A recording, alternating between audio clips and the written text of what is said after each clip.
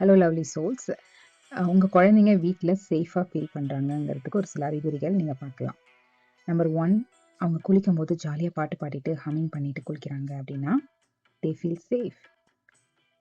அப்புறம் உங்கள் குழந்தைங்க நீங்கள் ஏதாவது அவங்கள திட்டாலோ மனசு கஷ்டப்படுற மாதிரியோ நீங்கள் பேசிட்டீங்க அப்படின்னா அவங்க வந்து உங்ககிட்ட ஸ்ட்ரைட்டாக I hate you, I don't like you அப்படின்னு சொல்கிறாங்க அப்படின்னா they feel safe to tell you.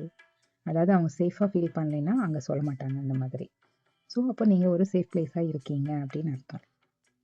இன்னொரு சினரியோ, உங்கள் குழந்தைங்க ஸ்கூலை விட்டு வந்த உடனே இல்லைன்னா காரில் ஏறின உடனே நீங்கள் பிக்கப் பண்ணுறதா இருந்தால் அவங்களோட ஃப்ரஸ்ட்ரேஷன் அப்படியே ஒரு சண்டைக்கு இழுக்கிற மாதிரி பேசுகிறது, இந்த மாதிரியான பிஹேவியர்லாம் பண்ணுறாங்க அப்படின்னா they feel safe with you to let out those feelings. ஏன்னா ஸ்கூலில் போய் ரொம்ப நல்ல பிள்ளைங்களாம் அவ்வளோதான் ஹோல்ட் பண்ண வேண்டியதாக இருந்திருக்கும் அவங்களுக்கு. அது எல்லாத்தையும் வந்து இங்கே வந்து தான் அவங்களுக்கு வெளிப்படுத்துகிறாங்க. So that doesn't mean they don't like you. அவங்க சேஃபாக ஃபீல் பண்ணுறாங்க. So they are letting out all their emotions that they are being holding. Here is the thing. நம்ம எவ்வளோ குழந்தைங்களுக்கு அந்த கன்சிஸ்டண்ட்டாக அந்த சேஃப் என்வாயன்மெண்ட்டை நம்ம கொடுக்குறோங்கிறத பொறுத்து தான் அவங்களுடைய எமோஷனல் ஸ்டேட்டஸை நம்மக்கிட்ட வல்னரபிளாக அவங்க காமிப்பாங்க.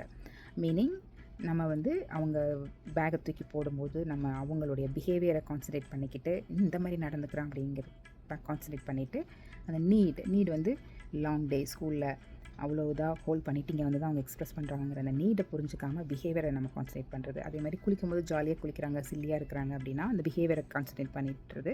நீட் வந்து அவங்க தேர் என்ஜாயிங் அப்படிங்கிறத நம்ம புரிஞ்சுக்காமல் இந்த மாதிரிலாம் குளிக்காத, எதுக்கு இப்படி இப்போ சிலித்தனமாக நடந்துகிட்ருக்கு அந்த மாதிரிலாம் சொல்லி டிஸ்கரேஜ் பண்ணுறது. ஸோ இந்த மாதிரி நம்ம பண்ணுறோம் அப்படின்னா நம்மக்கிட்ட வந்து ஐ டோன்ட் லைக் யூனா போட்டு 2 அடி போட்டோம் அப்படின்னம்னா that's it. And then eventually அவங்க they stop showing that vulnerability. சரிங்களா? அதனால் அதுதான் ரொம்ப முக்கியம்.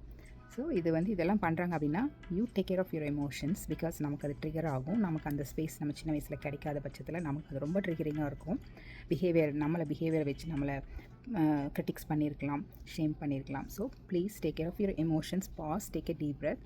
குழந்தைங்களோட பிஹேவியர் இல்லை, நம்ம அவங்க நீடை தான் பார்க்கணும் அப்படின்னு நம்ம நினைக்கும் போது they always feel safe with you. Thank you.